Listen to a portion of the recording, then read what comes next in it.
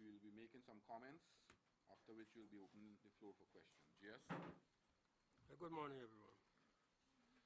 I'd like to start off with Mr. Granger's pronouncement that Guyana will, quote unquote, soon be a safer place.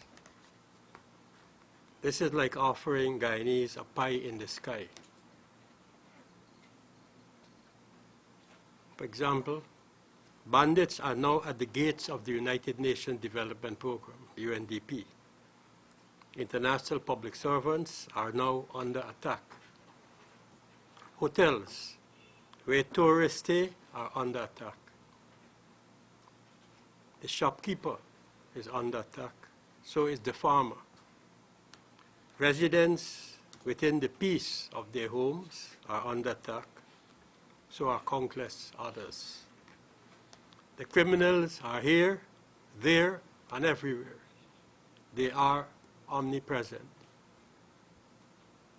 First, Granger called for a crime-fighting plan. Secondly, we were told that the plan was with Ramjatan. Thirdly, we were told that the plan was with the National Security Council, which Granger chairs. Fourthly, that the plan was with the Commissioner of Police to be tweaked. Fifthly, that the plan was to be made public. And sixthly, that there is no plan. In fact, there was never a plan. It was all a plan of deception that lasted for 1 year and a half. Now we are told that soon a security sector reform action plan will kick off. But there are more questions than answers in respect to this plan. What about the financing of this plan? Who will finance the plan? Will the plan be financed solely from the government coffers? How much will the British government contribute? How long is the plan for? And what are the key components of the plan?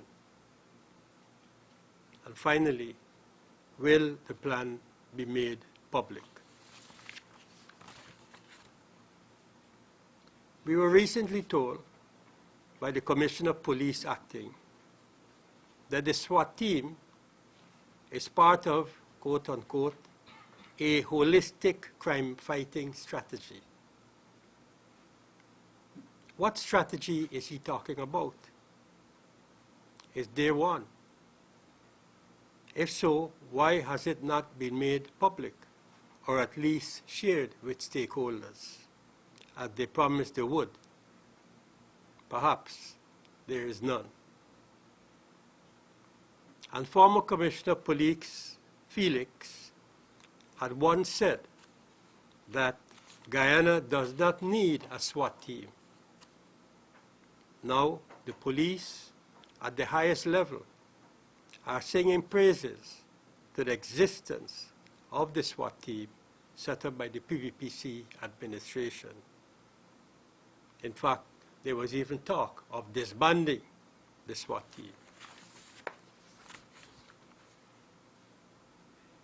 On another matter, Mr. Dataram's disappearance is a slap in the face of the Granger administration, who had recklessly legitimized his questionable bona fides by setting up a commission of inquiry into the allegations he, Dataram, made against Kanu. The first slap in Granger's face was when the commission of inquiry came up empty-handed.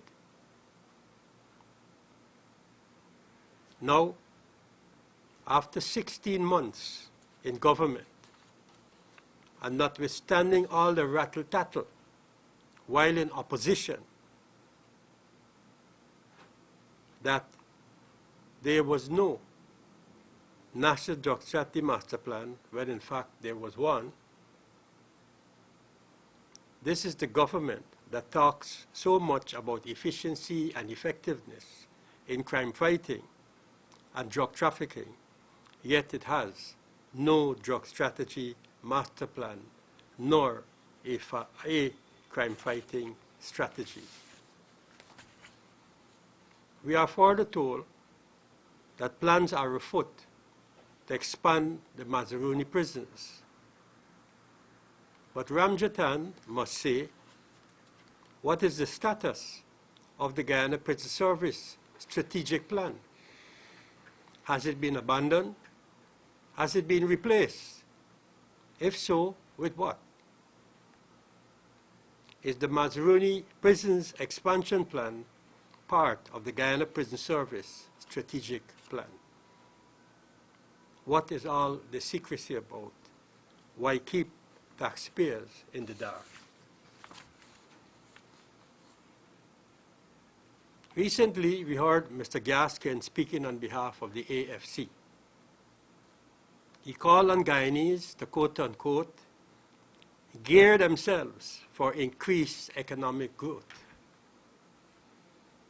The question is, where is the growth to come from when the productive sector is being stifled, the manufacturing sector is in a slump, the public service is demoralized, the global economic environment remains hostile and non-responsive, private sector investments remain frozen, foreign direct investment is now a thing of the past, the private sector and business community is battered, ostracized, neglected, pressured, and heavily taxed, compounded by untenable industrial relations and social and political democracy that are consistently trampled upon. The government is now coming under pressure from the Private Sector Commission, the trade unions, the Guyana Gold and Diamond Miners Association, the political opposition, who are all pressing for solutions to address, for example, labor relations, matters affecting the business community, challenges in the mining sector, and political and racial discrimination and witch hunting. It is under these conditions that pressures are mounting in the face of a lazy, incompetent, lackluster, and sailing government. The AFC may be no police for the APNU, but it is certainly a prisoner of the APNU. Finally, the mayor of Georgetown has joined Joe Harmon in the no apologies refrain. She has publicly stated that, quote unquote, without any apologies to anyone, she sees no reason why a bankrupt city council should continue to pay a security service to protect the residents of Hamilton Green, a former mayor of Georgetown. Chase Green is reported as saying that all councillors voted in favor of her proposal. She is lying. PPP Councillor Coupin did not. He opposed the request on the ground that Green is now employed at the Central Housing and Planning Authority, CHNPA, and therefore that agency should take care of such expenses. And since in any case, Georgetown citizens were told that the council was broke. So where is the money to come from to finance the security of Green's residents? How much will it cost taxpayers? Here again, the question of transparency and accountability is brought into sharp focus. There's no transparency and accountability with respect to revenues, income and expenditures of the City Council. Money is easily and stealthily being moved around to suit the whims and fancies of the APNU AFC acolytes at City Council. The 4 subsidiary accounts are still not reflected in the City Council's overall accounts. The status with respect to City Hall's accounts is unsatisfactory and unacceptable. Information as it relates to the 4 accounts remains shrouded in a lack of accountability and transparency.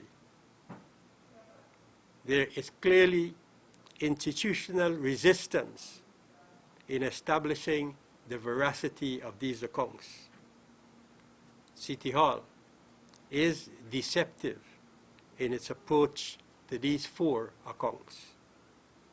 Often the cry from City Hall is that it is cash-strapped. An audit should establish that the council is broke. Why the continued institutional resistance to the public outcry for an audit at City Hall? Thank you. Okay, thanks. And those were comments by the GS on a number of issues. Now we'll open the floor for the question. Who will be the first? Ronald, Gambia News.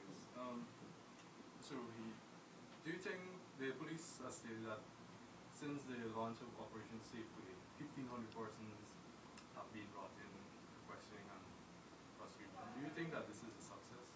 I think it's a little too early. I saw something in the media where the police was already crowing about how many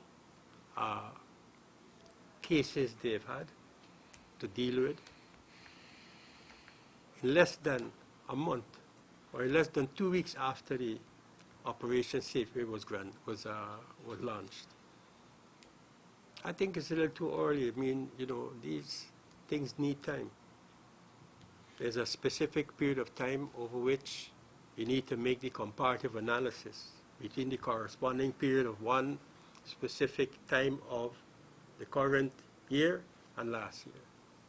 So to crow over numbers at this point in time in order to create the impression that Operation Safeway has been a success, I think it's somewhat premature at this point in time. Harris, sir, just pick you up on the same thing about specific period of time needed to make comparative analysis. The same police used a period of time to show that crime was on the decline and you refused to accept that. And you talk about crime outside UNDP office, crime in people's homes. Just about everywhere you said. But the record would show that this has always been the case. There were crime outside commercial banks. There was even a crime outside state house. So why are you insisting that the Granger comment about Ghana being a safe place a failure? Because that's my job as a member of the political opposition. I can't do otherwise but to say that. I'm not going to praise Granger's crime-fighting policy because I don't know if there's one in the first place. I don't know about a robbery right in front of UNDP when we were in the government. So Granger was free to speak about what he wanted to speak about when they were in the opposition and nobody questioned them. Well, we're doing the questioning now. Every government must be made accountable. They wanted to get in the government to deal with the crime situation. Are they dealing with it? That's the question. The views of the people out there, up to yesterday, I was moving around the city, and people were talking about the crime situation. So we are just expressing and reflecting what the public opinion is all about. Sir, I noticed you mentioned the departure of Mr. Daturan. I mentioned what?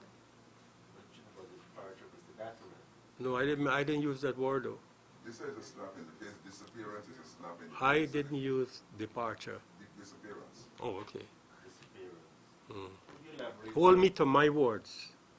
hold me to my word, because there is a tendency by some journalists to change my words and substitute it with their words. I would like my words to be used whenever I'm being quoted.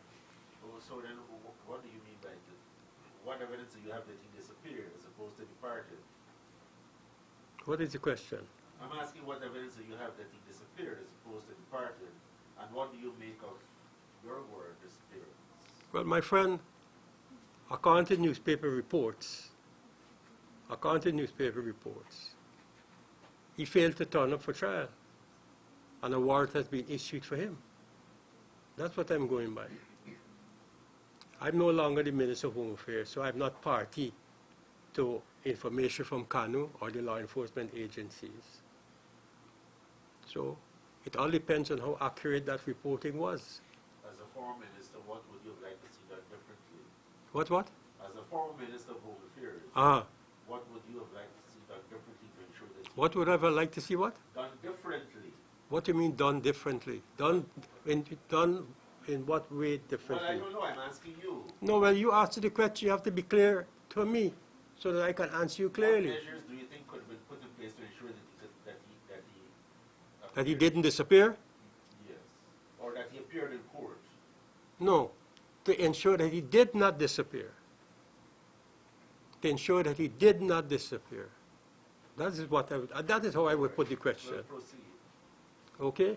Well, put it this way. Law enforcement, KANU, and others who are in the intelligence community know to do their jobs better than I do as a politician. And even if I were the Minister of Home Affairs, I would have been disappointed if such a situation would have arisen, because I would have felt that they would have acted in a professional and the manner in order to ensure that he did not disappear. By extension, Roger Khan. Well, I don't want to go to Roger Khan. No, why you want to No, make a comparison? listen. Am I not allowed to make a comparison, sir? No, you could make your comparison in the press when you write your story. But to ask me now to do a comparison between Dataram and Roger Khan, my prerogative is not to go there. Sir, was Roger Khan a slap in the face of your government? I can't say that. I can't comment on that. Sir, you were Home Affairs Minister. I am saying that I'm dealing with Dataram, Yeah, I know. and the slap in the face matter is in the context of Dataram's matter. Just like the Hawley Ass minister, when he makes comments about Hawley Ass, he says it in a certain context. Well, I'm saying that this disappearance act on the part of Mr. Dataram is put in a particular context. Would you deal with any other slap in the There is face? no, what you call it, there's no national drug strategy master plan. So how they dealing with these drug traffickers? They believe what the man said, that KANU operatives bribed him. They believed it. They didn't say so. They didn't have to say that we are all intelligent human This beings. is quite clear, Khan. So if they didn't believe it, why did they set up a commission of inquiry? To find out if Why it was did done. they use the president's prerogative in the Constitution to set up a commission of inquiry to investigate a known drug lord? And then the drug lord turned back and slapped them in the face by disappearing. The man who they trusted. Sir, it was during your government that the United States government attempted to get Dataram extradited. Mr. Harris, Mr. Adam Harris, and y'all could print this how you want to print it, but use my words. Use my words. This tit-for-tat media technique that is used by some media operatives. Let's say that, look, PPP, this happened under the PPP, so nothing is wrong with it happening under the APNU AFC. There is precedent for it because it happened under you, and therefore nothing is wrong with it happening under the present government. It's a normal course or a natural course of things. Well, if that was the case, then we would never be having press conferences, because we would all sit back, relax, fasten our safety belt for a safe ride into the good life that that is supposed to be provided by the Granger administration. No, so I'm not saying that it's right. I'm not saying because it happened then. And it Well, that is how it appears to me. What I am saying to you, sir, is that is your criticism warranted? Let the people judge. Let your readers judge whether the PVP's criticism is warranted. You publish what we say in toto and let the readers or the listeners judge for themselves. Don't editorialize what I say. Just say what I said, publish what I say. But Mr. Roy, do you and your party believe that you have the moral authority to criticize the current government when indeed there were similar acts of transgression when the PP was in power? But it depends on what you mean by moral authority. What is your How can you definition? justify What is your... criticize the current government when similar acts of transgression occurred? Exactly. That is precisely the point I made earlier dealing with Mr. Adam Harris's commentary.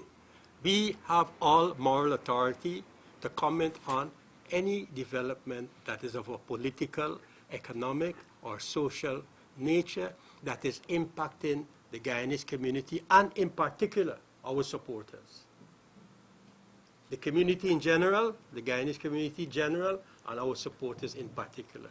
We have every moral authority to do so because we are a major stakeholder in the body politic of this country.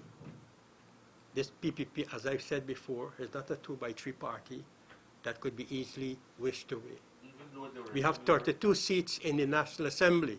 So when our 32 MPs speak, they speak with the moral authority that has been vested in them by our supporters who voted to give them 32 seats in the National Assembly and more than 40 local authority areas. That is the genesis and the basis and the acquis of our moral authority as a political party. Even though there were similar acts? Irrespective of what happened in the past.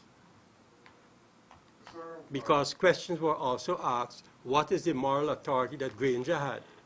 Or any one of his acolytes who would have had press conferences when they were in the opposition to comment on a number of matters when they rigged the elections over and over again since 1973 onwards. Sir, when the then Home Affairs Minister, Ronald Gadraj, spoke about removing the Georgetown prisons, was that part of the prison plan? Because it never materialized. No, well, at that time, we didn't have a strategic plan for the Guyana Prison Service. The strategic plan for the Guyana Prison Service was formulated at the time when I was the Minister of Home Affairs. But there were plans before. There were plans before, and perhaps it could have been part of the strategic plan that existed during the Ronald Gadraj tenure at the Ministry of Home Affairs. And what did your plan suggest for the prison service? Well, it was a very big plan. You know, it's on the website. I don't know if they pulled it down for shame, for reasons of shame. Do you remember anything at all that you had planned for the prisons? Oh yes, plenty things. You want? We could hold a special press conference on that one. Just tell me two things now, Two things. that you had planned for the prison system. Number one was Luzignan was to be transformed into force offender prison. That is to say, all force offenders were to be relocated from Georgetown prisons and to be sent to the Luzignan prisons.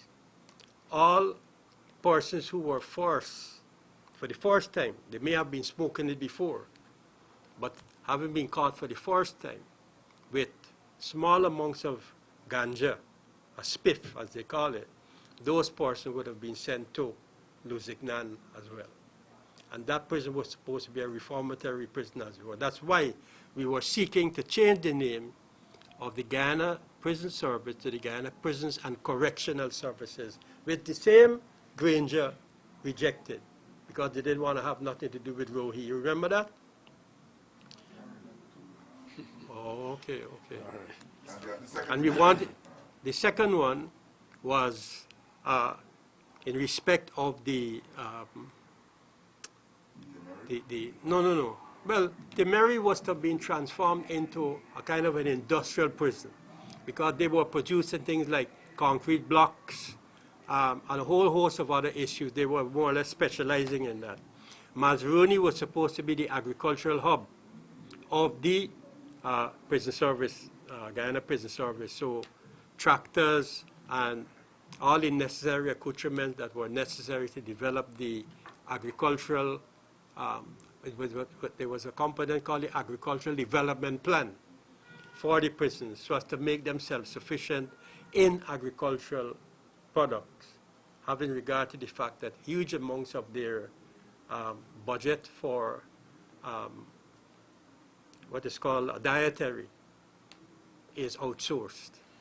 So that was supposed to be, so there was a specialization plan component of the prison service in that. And then New Amsterdam, there were some reforms that were also planned for the women's prisons at New Amsterdam as well. So there were a host of issues that were in the prison service. But the whole idea was to transform the prison service, as the name suggested, Guyana Prisons and Correctional Services.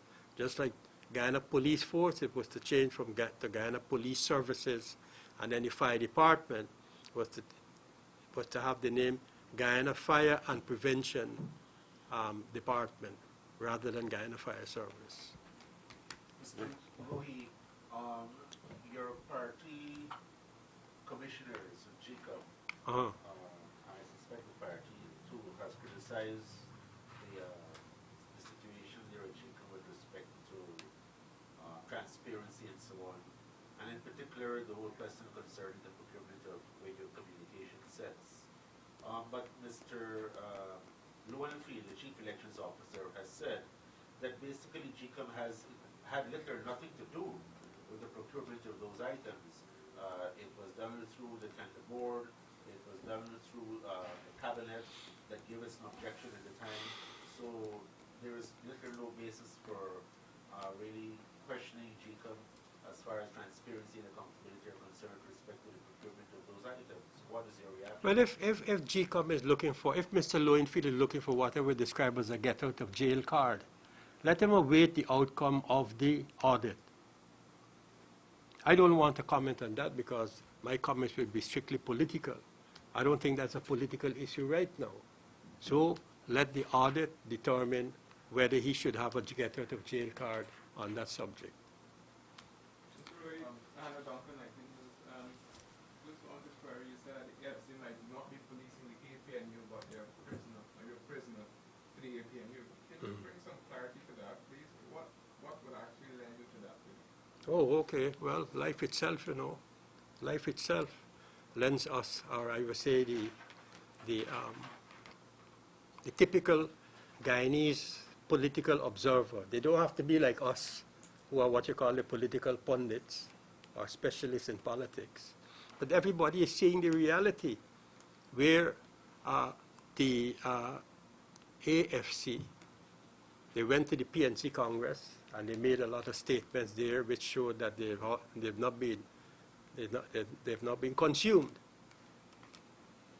into the warm embrace or the kiss of death of the PNC, which is the major part of the that's your view, which is a major part of the APNU. So that's number one. Number two, we have seen, for example, where they had this special conference soon after the Joe Shanlin episode and the China fiasco. They had this special conference where they were seeking to clip the wings, as it were, of Mr. Harmon. But they failed to do so. In fact, instead of them clipping the wings of Mr. Joe Harmon or Joe Shanlin, their wings were clipped instead. And so what we had was a situation where Mr. Nagamutu et al. Began, embarking on some what we've described as singing for your supper tunes for quite some time. And then we had the situation with where Mr. Nagamutu was supposed to chair cabinet. And Mr. Granger was made to understand, read the Riot Act and told him in no uncertain terms, even referred to him the Constitution. I understand a copy of the Constitution was shown to Mr. Nagamutu, telling him, that as a lawyer, he is expected to know that it's the president that chairs cabinet and not the prime minister. Only when the president is abroad, out of the jurisdiction, if a cabinet meeting is held. And it's the president that determines whether cabinet meeting is held or not in his absence. So you don't really get to chair cabinet meetings even when the president is abroad. So this is here, so you're related to me. No, the first one is factual in the sense that he does not chair cabinet meetings. That's factual. Where's colleague Siadwa? The one about him being told by Granger, well, that's deep throat information. Where's colleagues say that there are occasions when he would chair cabinet even in the presence of... Well, that his colleagues could say anything. His colleagues were the ones who defended Norton in the commission of inquiry that was set up to investigate the bond issue. So it's all of we are one family, APNU, AFC story. You will say back sneak round for this. Yeah. Mr. Roy, can I ask you with respect to GCOM again? Can you say that if your party is deliberately concocted a story to target Mr. Lowenfield? Our party, the PPP, is not in the business of concocting stories.